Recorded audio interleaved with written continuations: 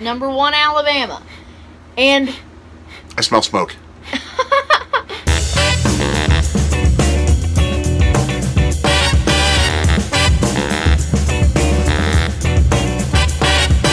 hello, everyone, and welcome to our second episode of Sorgi Sports Weekend. He's little buddy.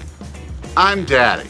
We took a 1-week break because this kid, you were a little bit... I was at a high school football game, and I was exhausted. He was gone. Yeah. He was gone by the time we were about to tape last week, but we are back. Yeah.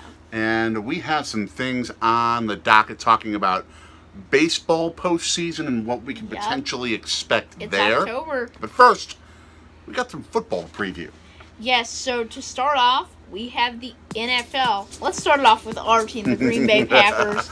Against Team where the you see the helmet right there, yep. To start off, Packers won last week. Great game. What do you think about this game? Pittsburgh is one of those teams that you sometimes question, okay, which team's going to show up? We happened to be in Pittsburgh the very first week of the season when they went into Buffalo and they dominated the Buffalo Bills. That is true. So they're the type of team that could surprise, and I get the sense they have a puncher's chance of winning this contest. But the Steelers don't have TJ Watt, and Big Ben hasn't been playing well. Exactly. So this puts the Packers in prime position to get win number 3 this year. Yeah, so I think the Packers win 37-20. Not sure I'm going to go with that big of a margin of victory. I could see 31-20, 31-23, that neck of the woods. Okay, I think that the Packers have a big game. Jumping into our next one. This is a huge storyline. More of a huge storyline than a huge game in itself. Tom Brady returns to Foxborough to face Bill Belichick. I've got the Bucs 31-17. I have dum dum dum. Not for any reason, but just because it's such a dramatic overtone. Bum bum bum. It's essentially evil versus evil. Bum bum bum. I'll stop.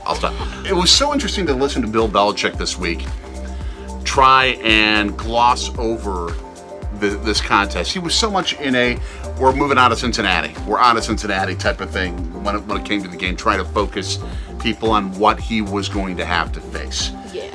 If there's a coach in the history of the National Football League who would be perfectly set up to know how to beat Tom Brady, it's Bill Belichick. So you would think that would give New England a leg up in a contest like this. Not enough. No, the Not Bucs enough. are too overpowered. As I said, 31-17. It's Tom Brady. I'm gonna think about starting Tom Brady in my fantasy team over Aaron Rodgers for sure. Then we have the Chiefs and the Eagles. Andy Reid going for his what? He could become the first coach in the history of pro football to win 100 games with 2 different teams each. Against the first team. Correct? Against the first team in the home stadium where he first coached with the Philadelphia Eagles. I'm gonna go Chiefs 37-17. You're going to have more points scored than that in this contest, and I think you're going to have the Eagles scoring a few more points in this contest because Kansas City's defense is suspect. They've given up 31 points a game this year. True, but I don't think this is a breakout game. I'm not saying it's going to be a breakout game. Okay. I could see this being like 38-24, a game that could be a shootout the whole way through, but Kansas City just simply has way too much firepower. Next. Some contests that are going to be coming up in the next few hours, as a matter of fact. Yes, college football. These are 3 big matchups to watch out for. Yeah, we mean 3 top 12 matchups in the same week. Huge. That's rare. Number 8, Arkansas coming into Georgia. Huge. How did Arkansas become number 8? Sam Pittman, their head coach, and just it's a good team. Honestly, I like Arkansas. I was high on them coming into the season. I thought that they were gonna be top 25, and I did not expect this. But I think Georgia does it. This Georgia defense is real. 1, the Georgia defense is real. Number 2, the Georgia defense is at home. Yes. You get 85,000 people making life miserable that. for Arkansas. Yeah, closer to 90-95 now. This is also a huge game. Cincinnati, trying to become the first Group of 5 team ever to make the playoff, comes into South Bend and plays the Irish after a huge win. Not a huge win because Wisconsin's not that good, but a win over Wisconsin. I've got the Bearcats. This is the contest where if Cincinnati wants to make a point to the committee, you need to not just win this game. You need to dominate it. You need to dominate this game. And I think they will. I like the Cincinnati team. I think Cincinnati's going to win by at least 2 touchdowns. Okay. And finally, last but for sure not least, Lane Kiffin and the Ole Miss Rebels, number 12, come into Tuscaloosa trying to knock off number 1 Alabama. And I smell smoke. Alabama's going to smoke Ole Miss horribly. Okay, but here's the thing. Lane Kiffin is trying to, for the second time, become the first Saban assistant to win. I think Bama wins in a close one. Ole Miss, this is going to be a shootout. Ole Miss is going to lose this game because they don't have the defense. Here's the thing. Their offense is really, really good.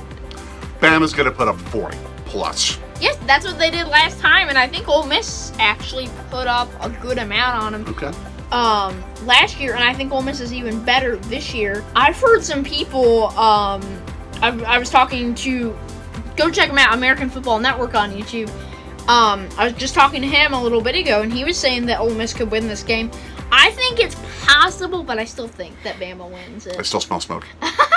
Jumping into our final topic. Mm-hmm. What month is it? October. You can see I've got my postseason shirt on from 2018. In the NL, we're set. We got the Giants as essentially, the Giants are probably going to win the division. It seems as if they're set up that way. We have the Brewers with the number 2 seed, the Braves with the number 3, Dodgers number 4, Cardinals number 5. I've got the Dodgers over the Cardinals in the wild card. It's going to be such a unique contest where you've got one of the hottest teams to ever come into the playoffs in September in St. Louis having to go on the road and face, most probably, one of the great pitchers of our generation, Max Scherzer, in a 1-game playoff coming up on Wednesday. That contest has such intrigue. And then that team, the winner of that game, has to go to San Francisco to start a 5-game series. Giants over the Dodgers, in my opinion. The Milwaukee Brewers, the number 2 seed, are thanking their lucky stars. They are the number 2 seed. We have to play the Braves. I will take the Braves over the Dodgers, the Giants, or the Cardinals any day. Here's the thing to think about, though. The Atlanta Braves are seeing all these reports of, well, we're the easy team in this playoff. That is true. That could be a major motivating factor for Atlanta. I see this series going the full 5 games. I see the Brewers winning it, but I see it going 5 games. I think this could come down to managing. I think that the Brewers are the better, but also the better managed team. And I think Craig Counsell's guys are going to lead them to the NLCS. And I don't know if we said this before. I've got the Brewers beating the Giants. Making our second World Series appearance. And in the AL, Rays play the winner of Yankees and the 5 seed, so that could be Red Sox Mariners. I think the Red Sox pull it out. I would take the Yankees over the Sox probably because it's in the Bronx. And probably over the Mariners too. Yeah. Rays, Yankees, I gotta take the Rays. Makes sense. Have to. Makes sense. And then I'm not gonna pick the Trash Tropes. I'm not. Don't forget, you've got Dusty Baker.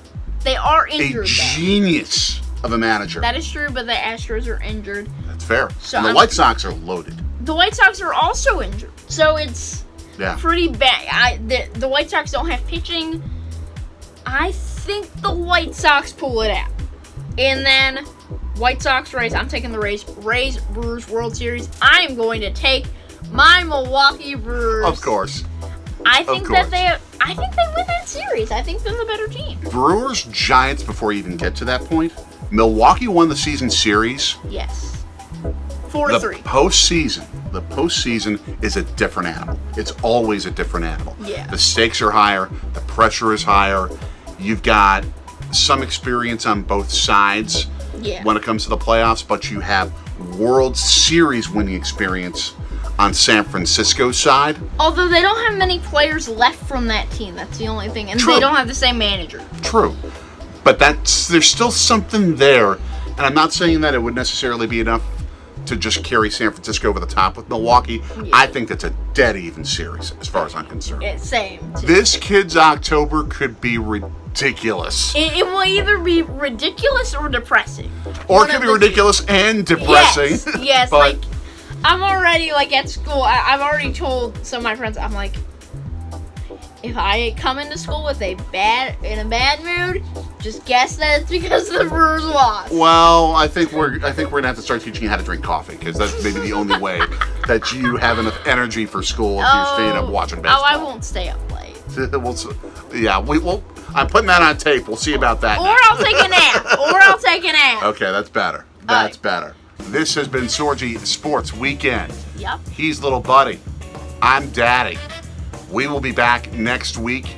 Make sure you check us out then. We will also have our regular Sorgi Stories series every Tuesday.